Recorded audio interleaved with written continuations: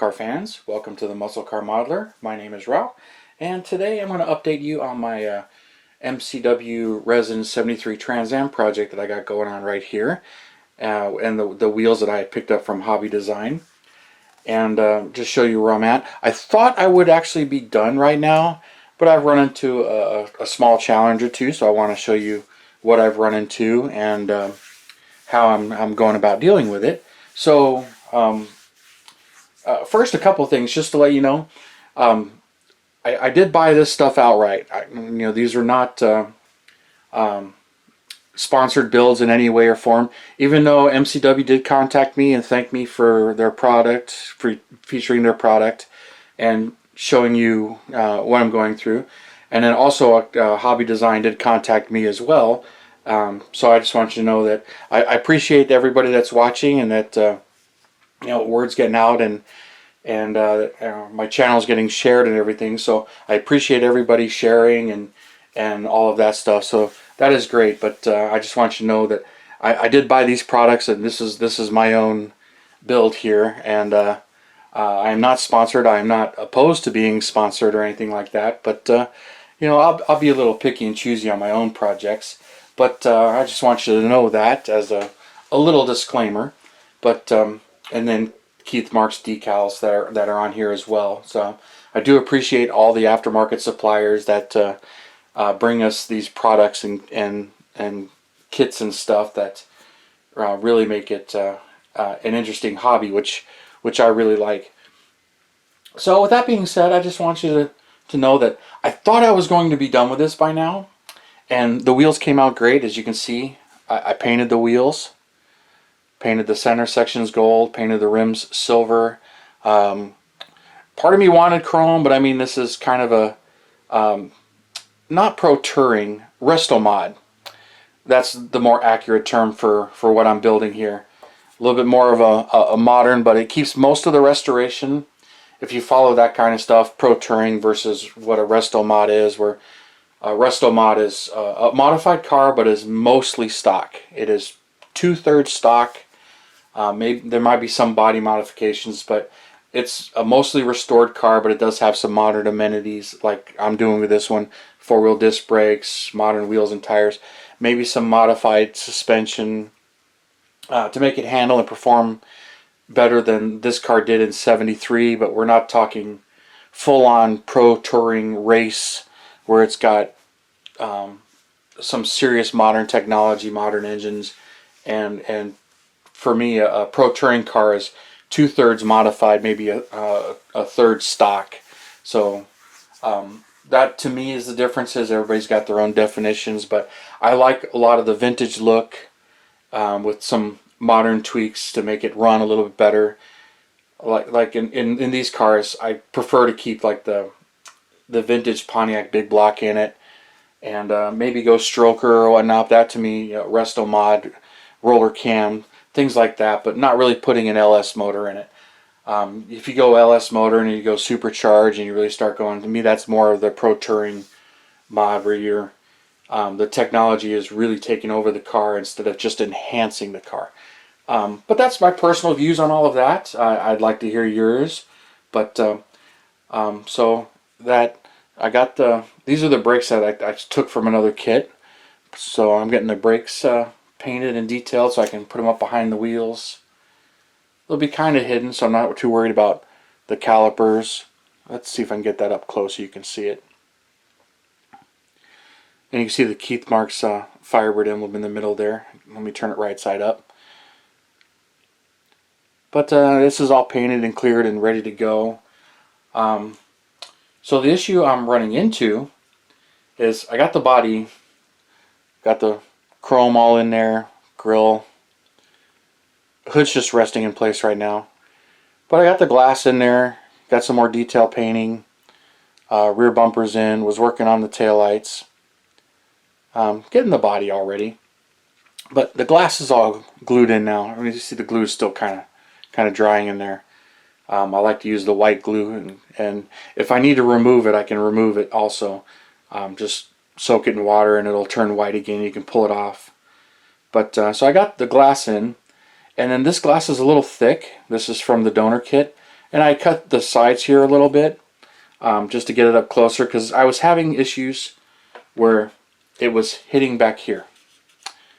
So this is a little dusty and dirty, but it was hitting right here. So I had shaved that, and I was getting the back to sit in flush, and the front was hitting big time. And as soon as I tried to put the chassis into it, it was hitting big time interference. So when I was putting this in, if you can see, it fits up flush now right up here with the pillar, and the interior tub's all the way up. And if you can see right here, it's right up with the firewall. And then I put the firewall in, which is how it's all going to be glued together. So it's up there nice and flush now. But because the glass was so thick and it's pushed down a little bit, I had to notch the corners here, because those corners were hitting and pushing the front down. So I notched the corners there and made some clearance there. So now it fits. The whole interior tub fits in there. Problem I still have is when I put the dash in, this whole section hits the windshield and pushes the whole thing back down. So what I started to do was I started to clearance the back a little bit, sand it, trying to get that to do it. That's not working. So then I cut little channels and move the mounting point so that this pulls the dash forward. And that seems to be working. And I was trying to adjust the height, see if I can, because of the angle it's mounted to here, it pivots and slides. So if I try to move it forward, I'm also moving it up, which isn't helping. It's still hitting the windshield. So I'm still working on that. So I've either got to sand this some more, or I've got to move this dash forward a little bit more.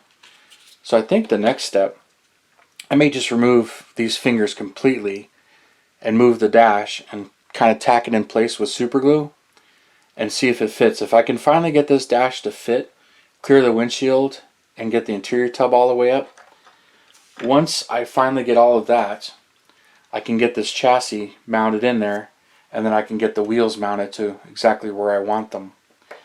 Now it comes with these mounting tubes here and pegs for whichever way you're going to mount it. And I'll probably use the tubes here, but I'll figure out how I'm going to do that. But I need to get this solidly mounted in place before I can even start working on getting the tires and wheels glued in and adjusting for the ride height. So I've got a little ways to go. And then I finally remembered to paint the taillights. These are molded in clear. So I finally got some time. I had to redo the Aar Cuda taillights, and when I painted them stoplight red, I forgot to paint these the first time. So when I had to redo those, I remembered I still got to do these.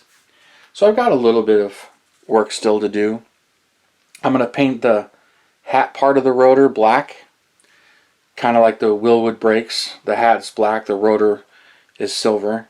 So I'm going to do some painting on that, get those ready, and cut the tubes off here, but I'm not too much in a hurry to do that because I still have to adjust the depth for these. But the wheels are cut, mounted. They came out really nice, and I'm looking forward to getting this done and showing you.